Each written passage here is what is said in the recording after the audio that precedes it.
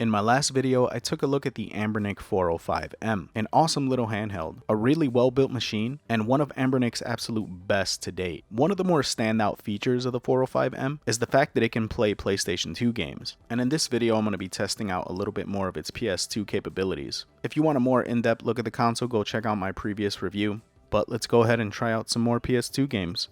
To start things out, I'm going to briefly touch on the games that I tried in my previous review. Kingdom Hearts ran really close to full speed about 95% of the time. A few instances when a lot was happening on screen, you'll see a tiny bit of slowdown, but all in all, it was a really good experience.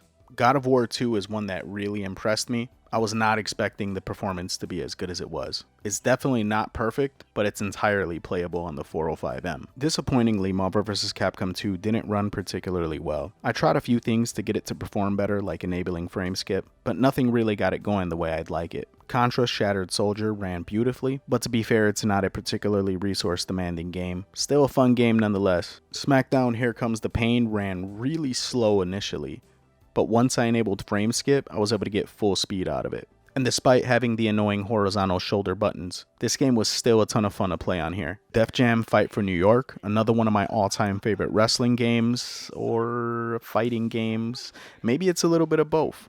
Let me know what you guys think. Do you consider Def Jam a fighting game or a wrestling game? Anyway, it ran really good on the 405M.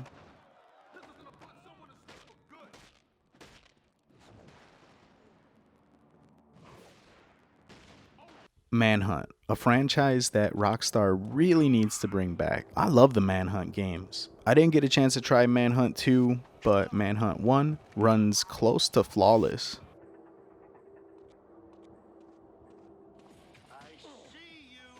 Rockstar, if you're listening, please bring back Manhunt. We miss it.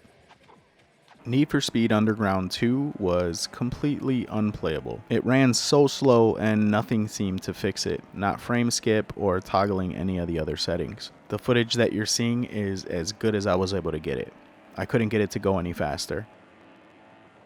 The Punisher, one of those games that I absolutely played the hell out of back in the day. The game is like a more violent Max Payne, if you can imagine that. And it's a bit rough around the edges on the 405M. You're going to experience some slowdown and some artifacts seem to pop in certain parts of the game, but it's still completely playable.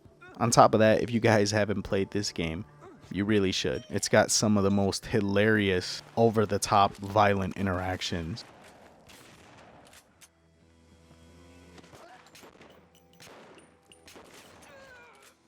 Resident Evil Outbreak File 2, another franchise that I really enjoyed on the PS2. Played a lot of this game, but unfortunately it just runs a tad bit slower than I'd like it to. It's not completely unplayable, but to really enjoy this game, it's not ideal on the 405M.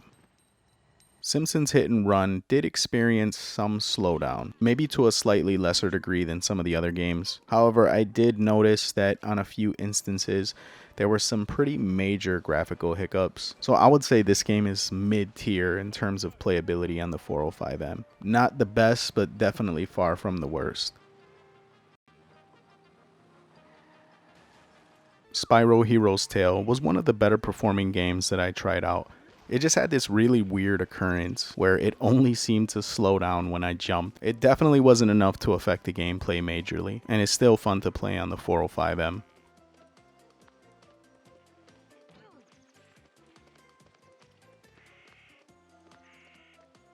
Speaking of strange occurrences, Street Fighter Anniversary Collection ran Third Strike flawlessly. It actually plays Third Strike better than the CPS3 emulator does on here. But when you play the Street Fighter 2 Anniversary, it's borderline unplayable. It runs so slow, which I thought to be so strange because you would think that Third Strike would be the more resource heavy. But at least you can still watch the Street Fighter 2 animated movie.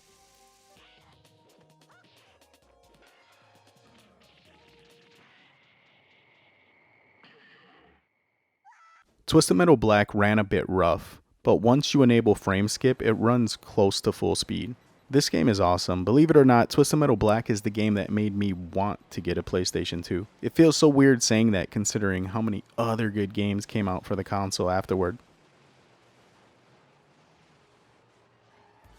So PlayStation 2 emulation on the 405M. I'm not going to sit here and lie and say that it was the most perfect, flawless experience, but a lot of my favorite games were perfectly playable. If I had to give it a letter grade, I would say the PlayStation 2 performance gets a solid B- on the 405M. You're gonna get some slowdown here and there, you might experience a graphical issue or two, but it's good enough to enjoy that sweet nostalgia from some of the best games that the PlayStation 2 has to offer. As always, if you're interested in the 405M, I'll put links in the description below. Until next time, this is Ness, signing out.